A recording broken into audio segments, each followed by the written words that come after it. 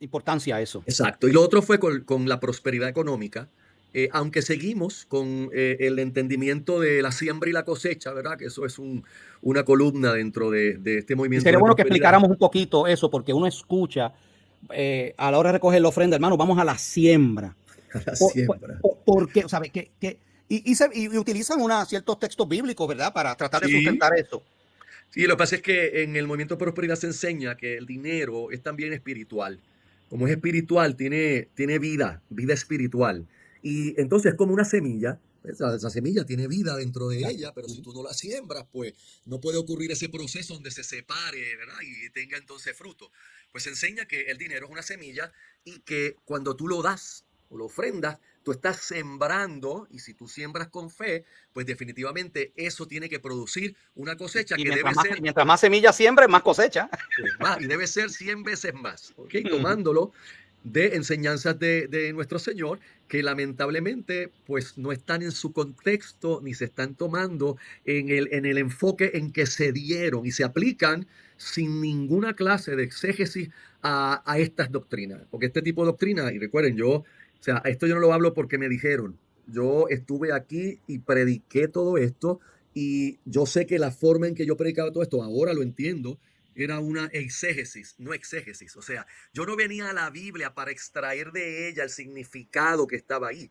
Yo venía con presuposiciones en mi cabeza que yo daba por ciertas porque Kenneth Hagin lo había dicho, Ken John lo había dicho, Kenneth Copeland, Jerry Isabel, todos esos maestros de ese movimiento. Pues yo vengo con estas presuposiciones. Yo lo que necesito ahora es probarlas con escrituras. Pues entonces voy a la Biblia y los sermones eran bien fáciles porque yo tengo este tema, qué sé yo, recibiendo la herencia que Dios te dio. Entonces vamos ahí buscar versos que tengan que ver con herencia. Y lo halo por los pelos y tengo este sermón. Claro, el sermón tenía 10, 15 versos. Y todo el mundo decía, ¿esto es un sermón bíblico? No, señor. Y Eso los no es un amenes por sermón. todas partes. No, los amenes, preach pastor, come on.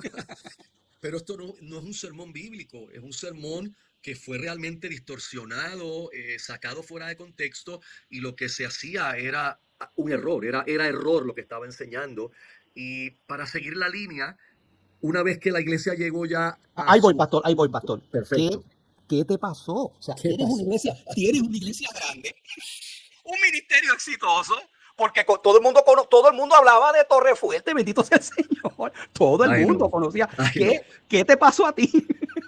Ahora siguen hablando, pero no como en aquel Ah, tiempo, ok, sino sí, sí, tal vez, sí. ahora siguen hablando de otra forma. Bueno, lo interesante es que esto no fue ni una aparición, ni una revelación de nada.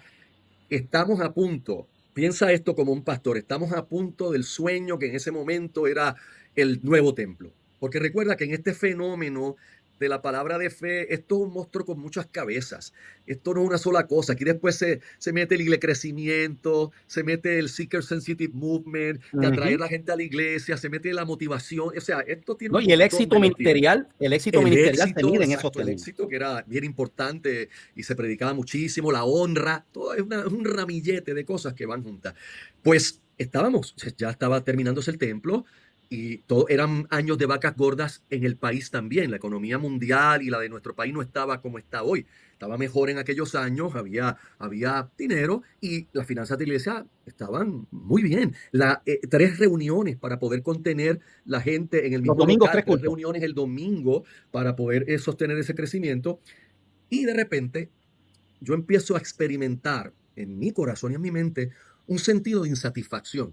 Es la palabra con que he podido explicar esto todas las veces que me preguntan, porque no encuentro ninguna mejor.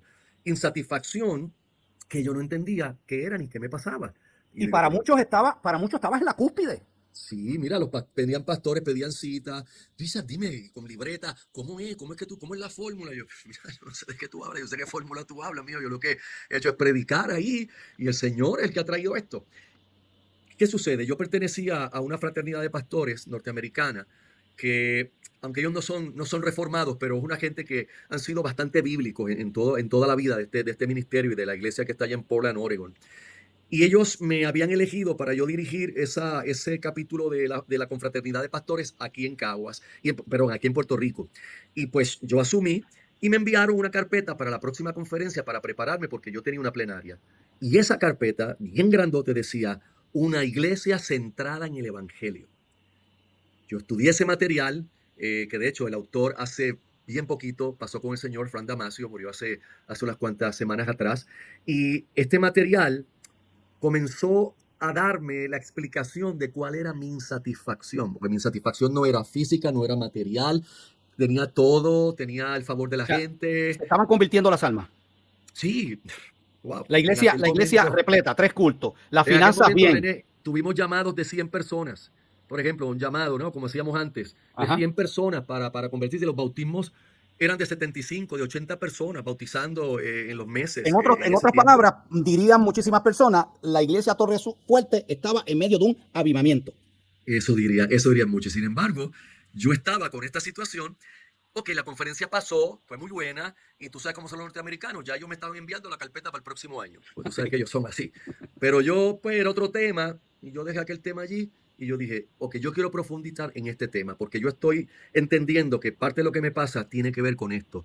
Empiezo a mirar, a indagar y a preguntarme, ¿y qué es ser centrado en el Evangelio? ¿Y qué es una iglesia centrada en el Evangelio? ¿Qué es un cristiano centrado en el Evangelio?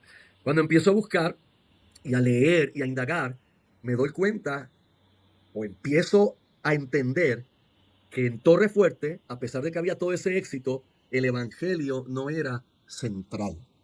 O sea, el hombre era central, la necesidad humana era central, el deseo de prosperar era central para la gente, el deseo de éxito era central, pero el evangelio glorioso, nuestro Señor Jesucristo, el evangelio de la gracia, eso no era central. Entonces, cuando yo me doy cuenta de eso, es como, no sé, cuando uno tiene un susto bien grande porque yo me di cuenta que era mi responsabilidad, que yo había guiado esta iglesia y no la había llevado a lo que es más importante en todo esto, que es Cristo y el Evangelio. La pregunta era, ¿qué yo hago ahora? Nosotros vamos para allá, vamos para ese templo nuevo con la idea descabellada, veníamos con una idea de un templo de 5,000, René. Y Wow. los planos ya aprobados, se estaba construyendo la primera fase, donde nosotros tenemos ubicada la nave. Y la iglesia es preciosa. Realmente era el lobby, donde nosotros hicimos finalmente nuestra nave. Era el lobby de aquel. Este era el lobby del templo. Ese era el lobby, porque el Oh my God. auditorio era un auditorio para sentar 5,000 personas, que es el patio que tenemos aquí, el cuadrado grandísimo que tenemos detrás Okay. de mi oficina. Y cuando esto surge, yo entendí, mira, esto es una locura, yo no estoy en el centro donde debo estar, yo he guiado a esta gente a donde yo no debí guiarlos y ahora yo tengo que tomar decisiones, pero yo no puedo tomarlas solo. Tenía un equipo pastoral que interesantemente siempre le llamamos ancianos, aún desde Fuente de Agua Viva, porque tuvimos ese sentido bíblico, aunque en aquel momento no eran ancianos funcionales, vamos a decir la verdad, eran sellos de goma, porque en aquella cultura hay un culto a la personalidad, y yo viví eso, René, yo tengo que decirlo, yo viví, aquí había un culto a la personalidad, un culto al pastor, es una Eran tus rendición. ayudantes, pero no eran ministros Exacto, juntamente pero no contigo. eran. Lo Ujú. que hoy, gracias a Dios, es otra cosa y ha cambiado totalmente. Así que en aquel momento los reuní. Mi temor era que como ya yo había traído tanta cosa, como yo había creado un sincretismo religioso, como yo había creado una amalgama de tantas doctrinas buscando crecer la iglesia, todo lo que aparecía, O que sea, me decían que perdóname, hacía. cuánta moda parecía caía Cuánta allí. moda, René, cuánta moda, coaching cristiano.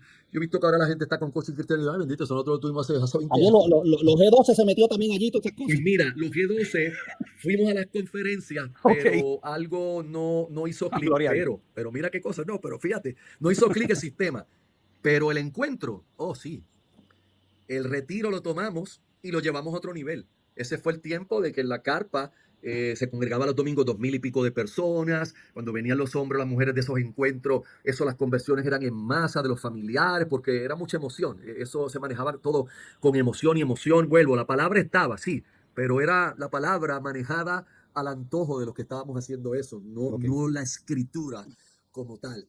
Así que mi temor era los ancianos que van a decir. Bueno, esto es otra cosa, ahora el pastor viene con otra cosa, ahora la iglesia ha entrado en el evangelio, ahora vamos a ver qué es lo que él quiere. Pero no fue así, porque esto no era una moda, ni nunca lo será. O sea, esto era el Espíritu Santo, sencillamente trabajando con la iglesia de Cristo, que es de Él, le pertenece a Cristo, que no es de ninguno de nosotros, y que Él va a hacer con ella su voluntad por encima de cualquier hombre. Así que Dios nos llevó hasta ese punto neurálgico de tener que tomar una decisión doctrinal.